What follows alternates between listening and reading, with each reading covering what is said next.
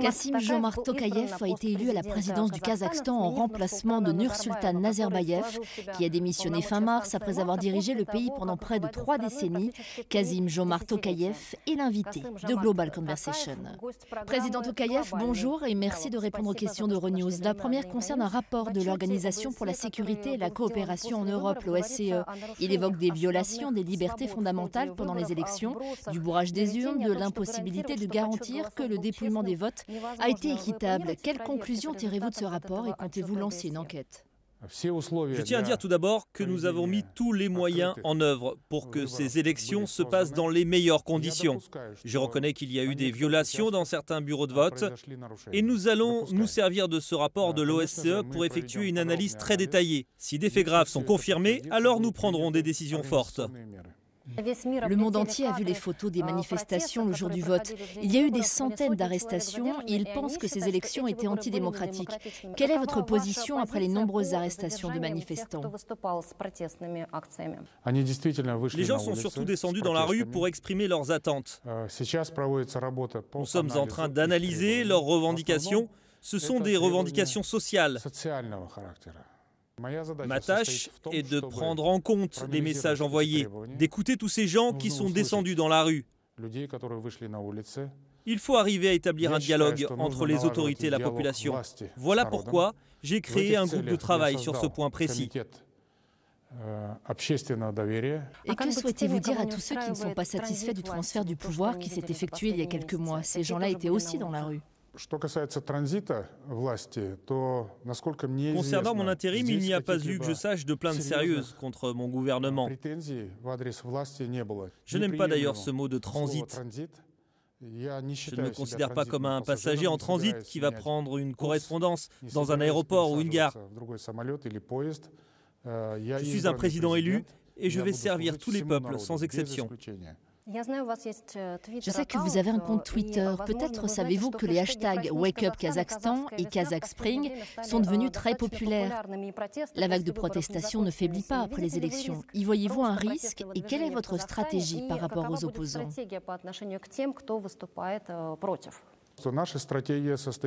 Notre stratégie est simple, il s'agit d'établir un dialogue.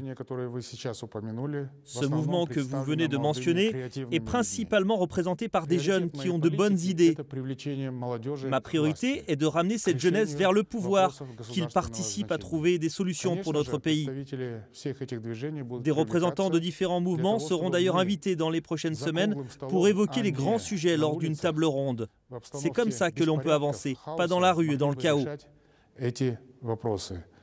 Les prochaines manifestations seront-elles réprimées ? Nous nous opposerons à tout ce qui est illégal. Le bureau du procureur général a déjà mis en garde à plusieurs reprises les opposants sur notre volonté de ne pas laisser faire ces manifestations non autorisées qui débouchent souvent sur des émeutes. Elles ont des effets contre-productifs et troublent le message de ceux qui ont de vraies revendications. Une loi va donc être élaborée rapidement et les personnes qui souhaiteront manifester devront désormais se signaler auprès de nos services et nous choisirons le lieu où elles peuvent se rassembler pour exprimer leur opinion. Revenons aux manifestants arrêtés. Que va-t-il leur arriver ? J'ai chargé le procureur général d'aborder cette question en détail. Si des détenus ont commis des méfaits qui ne portent pas gravement atteinte à la sécurité publique, ils seront libérés rapidement. On m'a confirmé aussi qu'il y avait des personnes qui n'auraient pas dû être arrêtées et qui se trouvaient là par hasard. Bien sûr, nous nous excusons auprès d'elles. Elles seront rapidement libérées.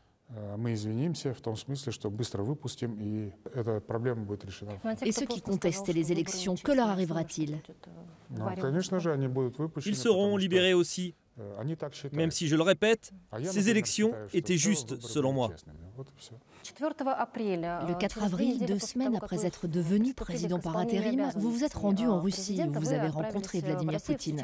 Et Nazarbayev a cité que les relations entre la Russie et le Kazakhstan sont une norme. Est-ce que Poutine vous a invité ?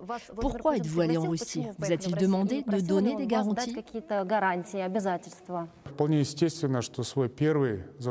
Le fait que j'ai effectué ma première visite à l'étranger en Russie à l'invitation du président russe est logique, puisque nous sommes unis, pas divisés mais unis, par la plus longue frontière du monde. Nous avons fait de belles avancées durant ces négociations à Moscou en signant notamment des déclarations communes. Concernant d'éventuelles garanties, le président russe n'a évidemment pas eu besoin d'en demander, car les deux pays sont conscients du besoin d'accroître leur coopération.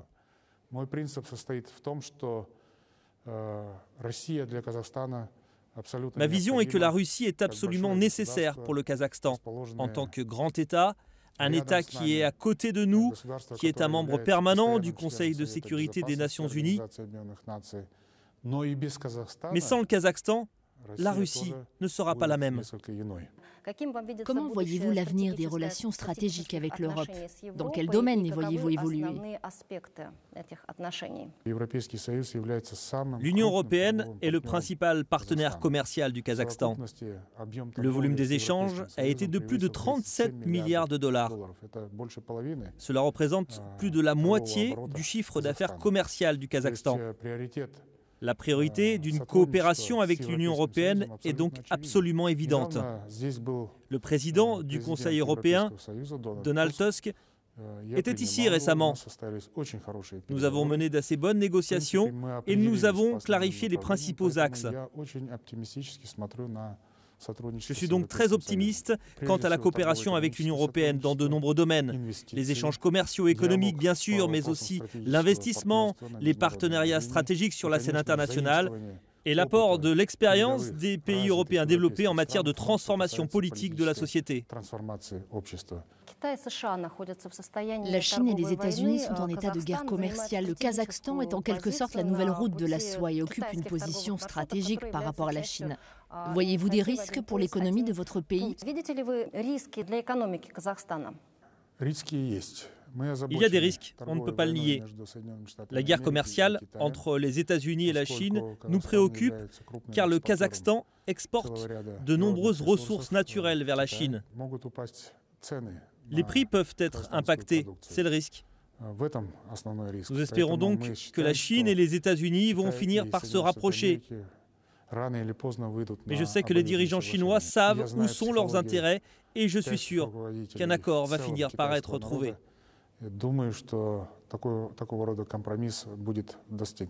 Vous êtes un spécialiste de la Chine. Quel conseil pouvez-vous donner à Donald Trump? Ne mettez pas les Chinois à l'écart parce qu'ils ne supporteraient pas de perdre la face. Votre première décision était de renommer la capitale Astana en Nur-Sultan, un hommage à Nazarbayev qui va rester à vie à la tête du Conseil de sécurité et continuer à diriger le parti au pouvoir. Comment allez-vous collaborer? Concernant Nazarbayev, il est le fondateur de notre État et continue d'avoir un rôle politique dans notre pays. Il est donc logique que je le consulte sur les principales questions stratégiques. Mais Nazarbayev l'a dit lui-même, il n'y aura pas de double pouvoir au Kazakhstan. Il a envie d'aider le nouveau président et il le fera tant qu'il le jugera nécessaire. Comment Nazarbayev vous a annoncé qu'il vous avait choisi pour lui succéder?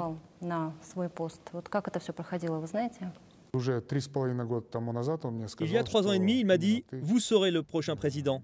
C'est juste une question de temps. Il faut attendre le bon moment. » Et vous n'avez pas eu peur qu'il revienne sur sa décision? On ne peut jamais être sûr de rien en politique, mais je ne viens pas de nulle part non plus. J'ai été Premier ministre, j'ai été à la tête de l'Agence des affaires étrangères pendant 10 ans, j'ai été président du Sénat pendant environ 10 ans également. J'ai dirigé pendant 3 ans aussi le bureau des Nations Unies à Genève. Je suis connu et respecté au Kazakhstan et à l'étranger. Merci beaucoup, président Tokayev.